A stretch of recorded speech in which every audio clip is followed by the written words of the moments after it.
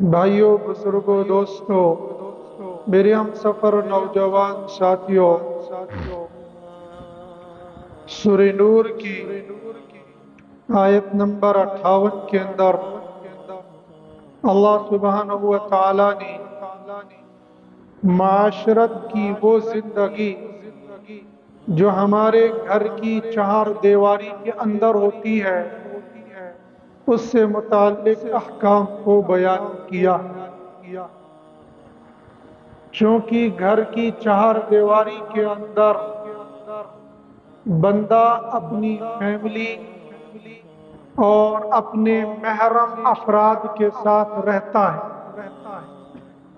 لیکن ان محرموں میں بعض غیر محرم رکھنے کی اس بندے کی کچھ مجبوریاں ہیں، لیکن شریعت نے انسان کو نہ تو مجبور محض بنایا ہے نہ قادر مطلق بنایا ہے۔ قادر مطلق کا یہ کہ جو اس کے جی میں آئے یہ کر گزرے گا، اس پر اس کو قدرت ہوگی، نہیں۔ مجبور محض اس کو جکڑ کے رکھ دیا، مجرم کی طرح ایک کوٹری کے اندر ڈال دیا کہ اب یہ کچھ کر ہی نہیں سکتا ہے۔ شریعت نے انسان کو ایسا نہیں بنایا، کچھ اس کے اختیارات دیے، کچھ اس پر پابندیاں لگائی، اور پابندیوں والی زندگی میں بھی زندگی گزارنے کا طریقہ بتا دیا کہ ان پابندیوں کے باوجود بھی تم ایک سکون والی زندگی گزار سکتے ہو۔ ان پابندیوں کے باوجود تم جیل خانے کے اندر نہیں ہو، پریشانیوں کے اندر نہیں ہو، بس تھوڑی سی احتیاط کرنے کی ضرورت ہے۔ جیسے ایک مرد کی بیوی بیمار ہو جائے اور مجبوراً اسے بیوی کو میل ڈاکٹر کے پاس لے جانا ہے، اب اگر یہ سوکھا سوکھا تقوی دکھائے گا اور سوکھی دینداری دکھائے گا تو اپنی بیوی کو خودکشی کے موت مارے گا۔ غیر محرم ڈاکٹر کے پاس جانے کی اجازت نہیں، لہذا میں اپنی بیوی کو غیر محرم کے پاس نہیں لے جا سکتا۔ یہ خشک تقوی ہے، یہ خشک دینداری ہے جو ہمارے اس زمانے کے اندر بعض خشک دیندار جوان کے اندر آ رہی ہے۔ شریعت کا پورا علم حاصل کرتے نہیں ہیں، خود بھی پریشان ہوتے ہیں، ماں باپ کو بھی پریشان کرتے ہیں، اور بعض خشک دیندار جوان پورے خاندان کو پریشان کرتے ہیں۔ شریعت نے ہر چیز کا حل بتایا۔ اس جوان کو اجازت دی ہے، اگر فیمیل ڈاکٹر نہیں ہے تو میل ڈاکٹر کے پاس بھی تم اپنی بیوی کو علاج معالجے کے لیے لے جا سکتے ہو۔ ہاں، جتنا پردے کے ساتھ تم اپنی اہلیہ محترمہ کا علاج کروا سکتے ہو وہ کرو، نہ تو تم اس کو تابوت کے اندر بند کر کے رکھ دو اور نہ اس کو برہنہ لے جاؤ۔ درمیانی راہ اختیار کرتے ہوئے تم دینداری کے ساتھ اللہ کے حکم کو پورا کرنے کے ساتھ زندگی گزار سکتے ہو۔ جیسے اس جوان کو اپنی بیوی غیر محرم ڈاکٹر کے پاس لے جانے کی مجبوری ہے اور شریعت اس کا حل بتاتی ہے، ایسے ہی گھر کی چہار دیواری کے اندر اس بندے کو کچھ غیر محرم رکھنے کی مجبوری ہے۔ یہ خود اس پوزیشن میں نہیں ہے کہ یہ کچن کا کام سنبھال سکے، بیوی اس حالت میں نہیں ہے کہ یہ کچن کا حال سنبھال سکے، کچھ بھی وجہ ہو سکتی ہے، یا تو بیوی پیچھے سے ایسے لاڈ پیار گھر سے آئی ہے کہ اس نے کچن کو دیکھا ہی نہیں، اور یا یہ یہاں آ کر کچھ ایسے کاموں کے اندر مصروف ہو گئی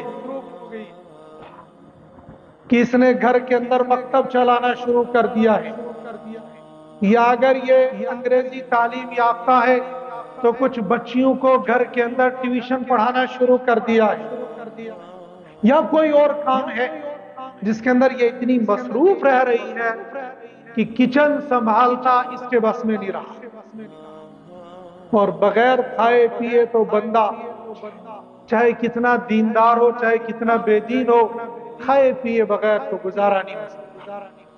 کچن چلانے کے لیے یا تو اس کو مرد کا انتظام کرنا پڑے گا یا عورت کا انتظام کرنا پڑے گا، اور دونوں انتظامات ممکن ہیں۔ اتفاقاً اس کے پاس عورت نہیں مل رہی ہے جو کچن کے کام کو سنبھالے، سے ایک ینگ مین مل گیا، مرد مل گیا جو کچن کے کام کو سنبھال سکتا ہے، تو اس نے اس کو باورچی ملازم رکھ دیا۔ اب اس باورچی کا گھر میں آنا یہ ضروری ہے، کام کاج کرنا یہ ضروری ہے، یہ کھانا بنائے گا بھی، برتنوں کو صاف بھی کرے گا، کچن کو صاف بھی کرے گا، اس سارے کام میں چند گھنٹے اس کو لگ سکتے ہیں۔ اب اس کا آنا جانا ہے، اس کا گھر میں آنا جانا بند کرے گا تو بھوکا مرے گا، اور جان بوجھ کر بھوکا مرا تو خوشی کرنے کا مترادف ہوگا، اور اس کو بے پردہ آوارہ گھر کے اندر چھوڑ دے گا تو شریعت کا مجرم ہوگا، ادھر سے بھی پکڑ ادھر سے بھی پکڑ۔ شریعت نے کہا تم ملازم رکھ سکتے ہو، اس میں کوئی گناہ نہیں، لیکن تمہاری اہلیہ محترمہ یا تمہاری جوان بیٹی یا تمہاری جوان بہن اگر اسی گھر کے اندر رہتی ہے، کچن کے نظام کو بالکل الگ رکھو اور ان کی زندگی کے نظام کو الگ رکھو، لیکن اس کے باوجود کچن بالکل الگ ہے، ان کا ڈرائنگ روم بیڈ روم سارے روم الگ ہیں، لیکن اس کے باوجود اس عورت کو کچن میں جانے کی ضرورت پڑ گئی، اس نے پانی لانا ہے یا من مرضی کے کھانے کو ٹیسٹ کرنا ہے، کچھ بھی کام ہو سکتا ہے، اگر شوہر اس کو کچن میں جانے کی پابندی لگا دے گا تو گھر کے اندر لڑائی، اور اگر جانے کی اجازت دیتا ہے تو بے پردگی کا خطرہ۔ شریعت نے کہا تمہیں پردے کے ساتھ بات کرنے کی بھی اجازت ہے اور پردے کے ساتھ اسی کچن کے اندر جانے کی بھی اجازت ہے، بغیر ضرورت کے تم اپنے ملازم سے مت بولو، اور جب تمہیں کچن میں جانے کی ضرورت ہے تو ملازم باہر نکل جائے۔ اگر وہ ایسی حالت ایسی پوزیشن میں ہے کہ وہ کچن سے باہر نہیں نکل سکتا، مثال وہ روٹی پکا رہا تو اگر اس نے روٹی توے پر رکھی ہے باہر نکل گیا روٹی جل جائے گی، اور تمہاری شریک حیات کے نازک ہاتھ اس کو ہاتھ نہیں لگا سکتے، نقصان ہو جائے، تو شریعت یہ کہے گی وہ اپنا کام ادھر کرے یا اپنا کام ادھر کرے، پردے کے ساتھ یہ اپنے کام کو نپٹا کیا جائے۔ اور اگر سوکھے تقوی والا، تقوی کے حیثے والا دیکھ لے گا، استغفر اللہ استغفر اللہ، تمہاری بیوی کچن میں جا رہی وہاں ملازم ہے، پہلے تحقیق تو کر لے کیا اس کے ساتھ اس نے شریعت کی پابندی کا لحاظ رکھا ہے یا لٹپ جا رہی ہے۔ اس لیے دیکھ کر کسی کو فتویٰ نہیں لگانا چاہیے، تحقیق ضروری ہے، بغیر تحقیق کے کسی کے اوپر کوئی فتویٰ لگا لینا، شریعت کا حکم نافذ کر دینا، اس کی اجازت نہیں۔ تو اگر ہماری مجبوری یہ ہے کہ گھر کے اندر غیر محرم ملازم کو رکھنا ہے تو شریعت نے منع نہیں کیا، بلکہ شریعت نے کہا کہ اگر تمہارے ساتھ ایسا ملازم ہے لِيَسْتَأْذِنْكُمْ الَّذِينَ مَلَكَتْ أَيْمَانُكُمْ، جو تمہارے ملازم ہیں جن کے تمہارے ہاتھ مالک ہو چکے ہیں، اگر وہ تمہارے گھر میں آتے تو اجازت لو۔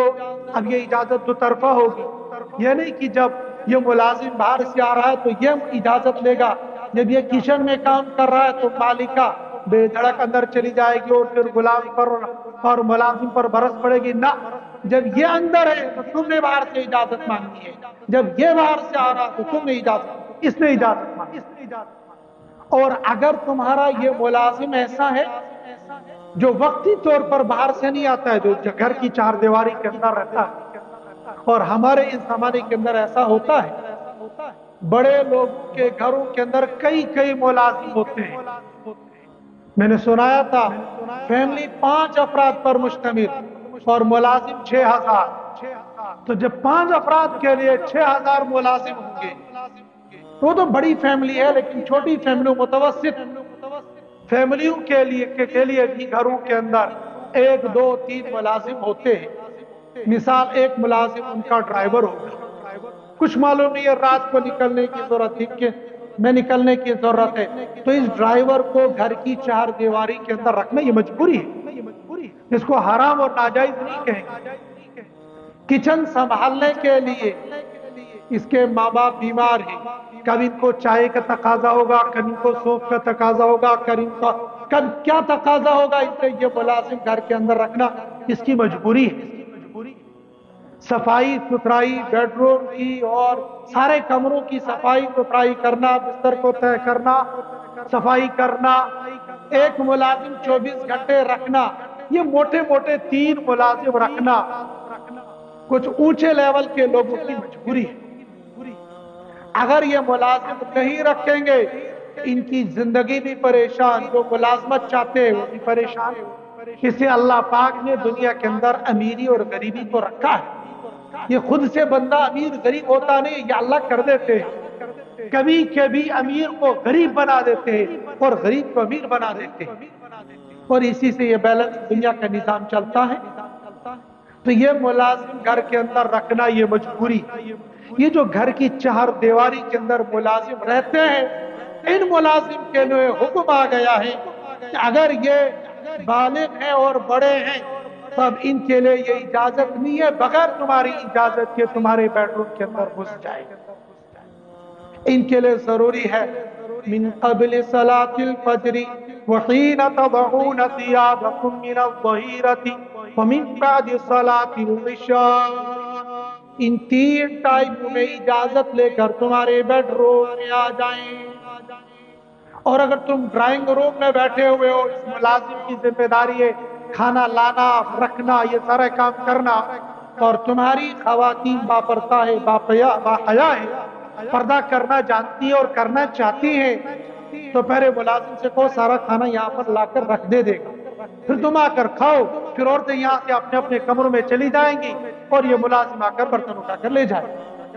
اگر بندہ کرنا چاہے گا تو کر سکتے ہیں، لوگوں کا اعتراض ہوتا ہے ہم چاہتے ہیں اسلامی زندگی گزارنا لیکن مجبوری ایسی ہے ہم کر نہیں سکتے، اور یہ پردے معاملہ دنیا داروں نہیں، اچھے اچھے دینداروں کے گھروں کا حال بھی بے دینی کی کنارے پر پہنچا، لیکن وہ ہے کہ بندہ اگر سیٹنگ کر لے گا تو ممکن ہے، ہاں شروع میں پریشانی آ سکتی ہے، بعد میں سب ٹھیک ہو سکتا ہے۔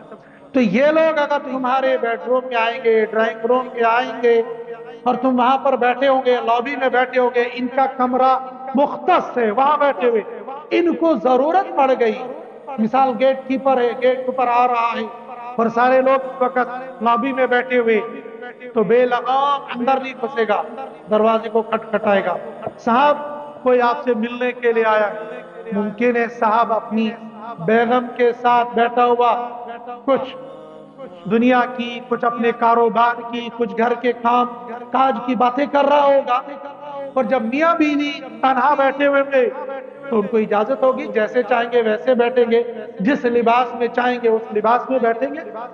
تو اگر یہ باہر سے آنے والا ملازم اس کو سمجھا کے رکھا ہے جب تمہیں آنا ہے تو آواز کر کے آؤ، اجازت لے کر آؤ، خاص طور پر ان 3 اوقات میں من قبل صلاة الفجر وحین تضعون ثیابکم من الظہیرة ومن بعد صلاة العشاء، ان 3 اوقات کی گزشتہ جمعہ کو بہت تفصیل کے ساتھ بات کی گئی تھی، کیوں؟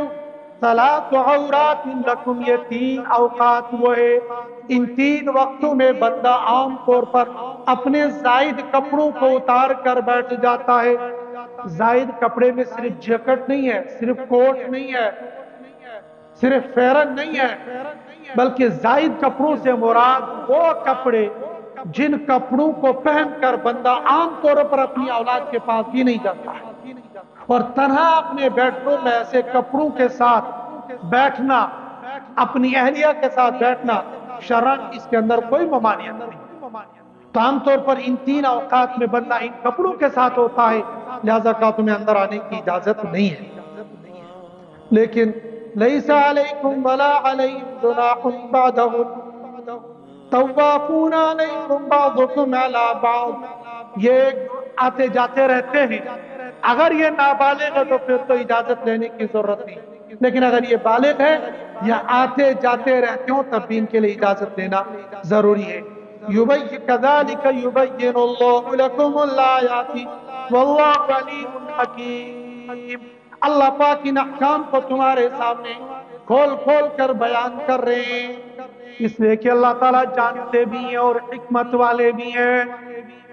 باغیرت مرد اپنی بیوی کے ہاتھ میں غیر محرم کا ہاتھ پسند نہیں کرتا ہے، باغیرت بیٹا باپ اپنی جوان بیٹی کے ہاتھ میں کسی غیر محرم کا ہاتھ برداشت نہیں کرتا ہے، اس لیے اللہ جانتے ہیں۔ واللہ علیم حکیم، اللہ جاننے والے بھی حکمت والے بھی ہیں۔ جوان بھائی نے دیکھا میری جوان بہن کسی دوسرے کے ہاتھ میں ہاتھ دے کر چل رہی ہے تو اس کی غیرت نے اس کو للکارا اور جا کر ڈنڈا اٹھا کر اس کے سر پر مار دیا، قتل کر دیا، اور قتل ناحق اور قتل کرنا یہ جرم ہے، قانون کو ہاتھ میں لینے کی اجازت نہیں ہے۔ قاضی کے پاس لے جاؤ، قاضی کے سامنے مقدمہ دائر کرو، قاضی کو سزا دے گا۔ ہاتھ میں ہاتھ دینے کی سزا موت نہیں ہے، ہاتھ میں ہاتھ دینے کی سزا پتھر مارنا نہیں ہے، وہ اسلامی جج جانے گا اس کو کون سی سزا دینی۔ لہذا قرآن نے کہا کہ اللہ جانتے ہیں، کہیں تم جذبات میں آ کر یہ حرکت نہ کرو، اس سے پہلے شریعت نے تمہیں احکام بتائے، ان کی پاسداری کر لو، تم یہ حرکت کرنے سے رک جاؤ گے، باز ہو گے۔ یہ ان لوگوں کا بیان تھا جو ملازم ہے، جو ہمارے گھر میں ملازم ہے، لیکن وہ لوگ ہوتے ہیں جو ہمارے گھر کے اندر ملازم نہیں ہوتے، ہمارے فیملی ممبر ہوتے ہیں، ہمارے گھر کے افراد ہوتے ہیں، لیکن شریعت نے ان سے بھی پردے کا حکم دیا ہے۔ وَإِذَا بَلَغَ الْأَطْفَالُ مِنْكُمُ الْحُلُمَ فَلْيَسْتَأْذِنُوا كَمَا اسْتَأْذَنَ الَّذِينَ مِنْ قَبْلِهِمْ، اور جب تمہارے گھر کے بچے بھی بالغ ہو جائیں، فَلْيَسْتَأْذِنُوا تو چاہیے کہ وہ بھی اجازت لے لیں، کیسے؟ كَمَا اسْتَأْذَنَ الَّذِينَ مِنْ قَبْلِهِمْ، جیسے کہ اجازت لیتے ان کے علاوہ جو بڑے محرم غیر محرم لوگ ہیں، یا محرم بھی ہے تب بھی وہ اجازت لیتے ہیں، ان کو بھی اجازت لینے کی اجازت ہے۔ یہ جو گھر کے اندر بالغ مرد رہتے ہیں یہ دو طرح کے ہوتے ہیں، ایک وہ ہوتے ہیں جو محرم ہوتے ہیں، ایک وہ ہوتے ہیں جو غیر محرم ہوتے ہیں۔ محرم کون ہے؟ ماں کے لیے بیٹا، بہن کے لیے بھائی، بیوی کے لیے شوہر۔ یہ شوہر، یہ بھائی، یہ بیٹا جو عمومی طور پر گھر کے اندر ہوتے ہیں، اور ان خواتین کے یہ محرم ہیں۔ ماں کو بیٹے سے کوئی پردہ نہیں، اس لیے کہ یہ محرم ہے۔ بہن کو بھائی سے کوئی پردہ نہیں ہے، اس لیے کہ یہ اس کے لیے محرم ہے، اور بیٹی کو باپ سے کوئی پردہ نہیں، اس لیے کہ اس کے لیے محرم ہے۔ لیکن اس محرم ہونے کے باوجود ان پر بھی وہی حکم لگے گا جو ان غلاموں پر لگتا ہے۔ کب؟ جب یہ بالغ ہو جائے۔ جب آپ کی بیٹی بالغ ہو گئی تو اس بیٹی کے لیے اجازت نہیں ہے کہ یہ باپ کے بیڈ روم میں ان 3 اوقات میں بغیر اجازت کے جائے، بعد صلاۃ العشاء، بعد الظہیرہ، اور قبل صلاۃ الفجر۔ ان 3 اوقات میں بے جوان بیٹی کو باپ کے کمرے میں بغیر اجازت کے جانے کی اجازت نہیں ہے۔ ان 3 اوقات میں جوان بہن کو جوان بھائی کے گھر میں جانے کی، گھر نہیں، کمرے میں جانے کی اجازت نہیں ہے۔ ایسے ان 3 اوقات میں ماں کو اپنے سگے بیٹے کے بیڈ روم میں جانے کی اجازت نہیں ہے۔ وجہ وجہ وہی ہے، یہ اوقات اس بندے کی پرائیویٹ زندگی کی اوقات ہے۔ نہیں معلوم ہے اس کے بدن کے اندر کتنے کپڑے لگے ہوں گے اور کتنے کپڑے نہیں لگے۔ ممکن ہے تمہاری نگاہ اپنی بہن کے بدن پر اس حال میں پڑے کہ جس حال میں تم اپنی بہن کو دیکھنا نہیں چاہتے تھے، تو تم شرم اور غیرت کے مارے میں تمہاری نگاہیں گر جائیں گی، تم واپس تو ضرور مڑو گے، لیکن دوسرے وقت میں اپنی سگی بہن کے ساتھ نظریں ملاتے ہوئے تمہیں اور محسوس ہوگی، اس لیے کہ تمہاری نگاہ اپنی بہن کے پرائیویٹ اعضاء پر پڑی ہے جن کو تم دیکھنا پسند نہیں کرتے۔ اسی لیے شریعت نے کہا ایسے اوقات میں تمہیں اس کے بیڈ روم میں جانے کی اجازت نہیں ہے، اگر جانے کی ضرورت ہے تو بہن کو آواز دو، بہن میں دروازے پر کھڑا ہوں، میں فلاں کام سے تمہارے کمرے میں آنا چاہتا ہوں۔ ویسے اصل اور معاشرت والی زندگی یہ ہے کہ تم بلا وجہ اپنی بہن کے کمرے میں مت جاؤ، اپنے بھائی کے کمرے میں مت جاؤ، تم اپنی بہو کے کمرے میں مت جاؤ، جانے کی ضرورت پڑ گئی تو اجازت لے کر جاؤ۔ یہ وہ لوگ ہیں جو محرم ہیں، لیکن محرم ہونے کے ساتھ ساتھ ان کو گھر میں جانے کے لیے اجازت کی ضرورت ہے، لیکن اس کے ساتھ ہی کبھی کبھی اسی گھر کے اندر غیر محرم ہوتے ہیں، اور وہ غیر محرم ہمارے سگے ہوتے ہیں، ہمارے اپنے ہوتے ہیں، ہمارے رشتہ دار ہوتے ہیں، اور یہ والی معاشرت والی زندگی ہماری غلط زندگی۔ کیسے؟ ہم سمجھتے ہیں دین صرف نماز پڑھنا ہے، ہم سمجھتے ہیں دین صرف روزہ رکھنا ہے، دین صرف پگڑی پہننا ہے، دین صرف داڑھی رکھنا ہے، دین صرف تسبیح پھیرنا ہے، دین صرف لوگوں کو واعظ و نصیحت کرنا ہے۔ معاشرت مستقل ایک دین ہے، معاشرت والی زندگی مستقل ایک دین، ان میں سے ہمارے گھریلو زندگی یہ دین ہے۔ کیسے؟ جب ہم اپنے جوان بیٹے کی شادی کرتے ہیں تو شادی کرنے کے بعد اور شادی کرنے کے وقت میں ہمارے دینی ذہنوں اور دینی گھروں کے اندر بھی اس شادی والے دین صرف نکاح ہوتا ہے، اس کے علاوہ دین کچھ نہیں ہوتا ہے۔ بارات میں 200 بندے لے جائیں گے تو نکاح چھٹی ہے، کوئنٹلوں کے حساب سے کھانا ضائع کریں گے تو نکاح چھٹی ہے، محرم اور غیر محرم کو ایک حال میں جمع کریں گے تو نکاح چھٹی ہے۔ یہ سارا دین ہے، جیسے نکاح کرانا دین ہے، ایسے ہی ولیمہ کھلانا یہ دین ہے، ایسے ہی ایک جگہ پر جمع کر کے دعوت ولیمہ کھلانی ہے یا مرد اور عورت کو الگ الگ ولیمے کی دعوت کھلانی۔ ولیمے کے نام پر بے دینی کو عام پروموٹ کیا جاتا ہے، بے دینی کو عام کیا جاتا ہے، اور یہ بے دین اور دنیا دار نہیں، یہ دیندار لوگ کرتے ہیں۔ دینداروں کے یہاں جتنی بے دینی کی شادی ہوتی ہے اتنی شاید بے دینوں کے گھر میں نہیں ہوتی ہے۔ جانوروں کی طرح کھانا یہ کھلاتے ہیں، کوئنٹلوں کے حساب سے کھانا یہ لوگ ضائع کرتے ہیں، محرم اور غیر محرم کے اختلاط کو یہ پروموٹ کرتے ہیں، اور یہ سمجھتے ہیں ہم دیندار ہیں، ہم دین کے ٹھیکیدار ہیں۔ دین کو اس طریقے سے پامال کرو گے اور بے حیائی اور بے غیرتی کا اس طریقے سے جنازہ نکالو گے اور پھر یہ کہو گے اللہ کی مدد آئے گی، اللہ کی مدد نہیں، اللہ کی موت اور اللہ کی پھٹکار آ رہی۔ جو ہم دیکھ رہے ہیں نا ہمارے ساتھ جو کچھ ہو رہا ہے، ظہر الفساد فی البر والبحر بما کسبت ایدی الناس، یہ میرے اور آپ کے اعمال کا نتیجہ ہے۔ ہم کتنی بے حیائی اور بے دینی والی زندگی گزارتے ہیں، ہم نے کبھی اس کو سوچا بھی نہیں۔ یہ ولیمہ کھلانا یہ شریعت، یہ تو مستقل ایک الگ ٹاپک ہے، چونکہ ہمارا گھر کا ٹاپک چل رہا ہے۔ آپ نے شادی کر کے بہو کو گھر میں لایا اور آپ کے گھر کے اندر 4 بیٹے، ماشاءاللہ سے پہلے بیٹے کی بھی شادی، دوسرے کی بھی، تیسرے کی بھی، چوتھے کی بھی، 4 بھوئیں آپ کے گھر کے اندر آ گئی۔ ससुर जी आपके लिए ठीक है मान लेते ये चारों भवे ये महरम, लेकिन जैद उमर बकर खालिद ये जो तीन भाई है, तीन भाइयों ने तीन अजनबी औरतों को लाया है। क्या जैद के लिए खालिद की बीवी ये महरम है? क्या उमर के लिए अबू बकर की बीवी महरम है? ये चारों औरतें इन चार मर्दों के लिए गैर महरम है। इस घर के अंदर हम बेदीनी को कैसे प्रमोट करते हैं? माँ बाप कहते हो ऐसा युद्धकल जिंद सानन बुढ़न हिंदन जिम दमन अस दिमो न तो अलग गस्म। जब तक हम बुढ़े घर के अंदर रह रहे हैं तुम चार भाइयों पर अलग नहीं होने।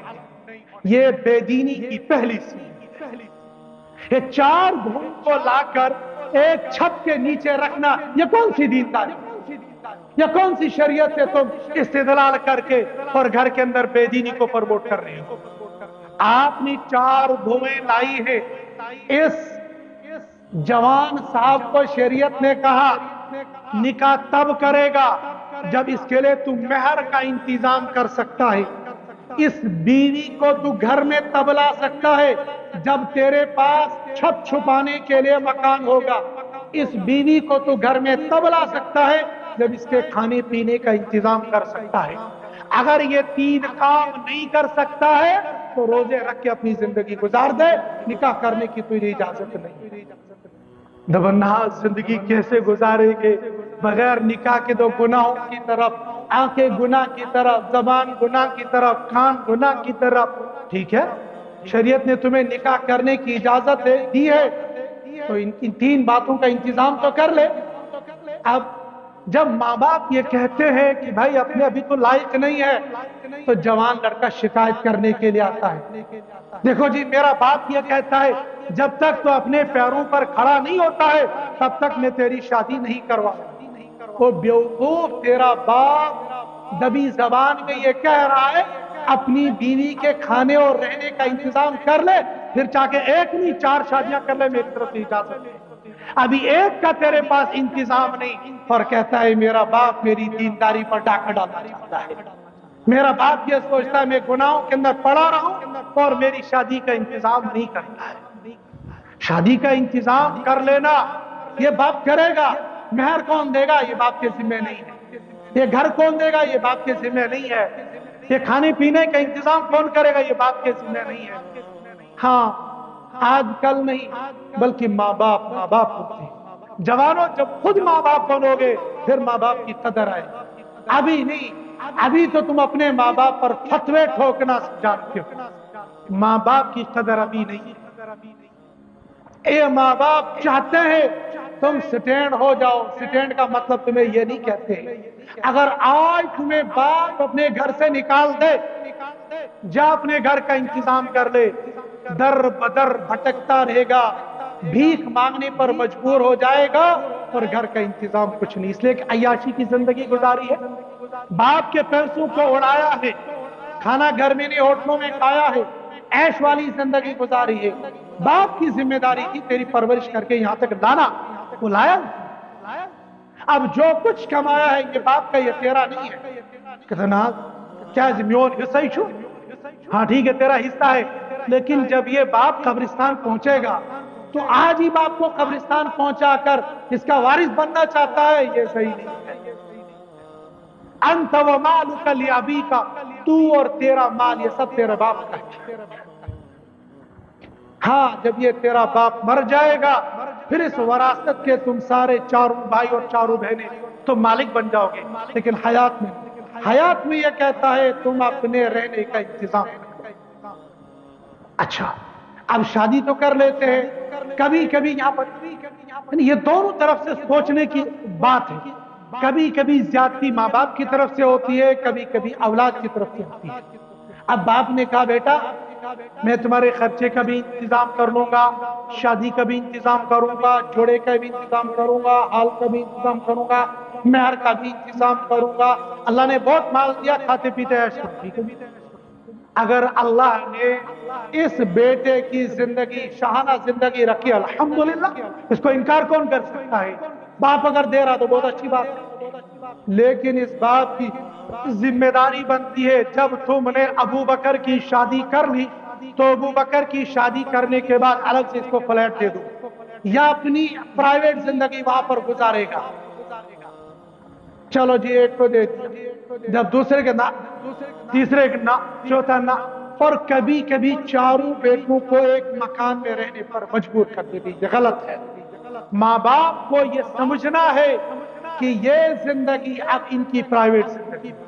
اب کیا, اب ان دو بڈھوں کی اپنی وہ جوانی والی زندگی ہو گئی ہے ختم.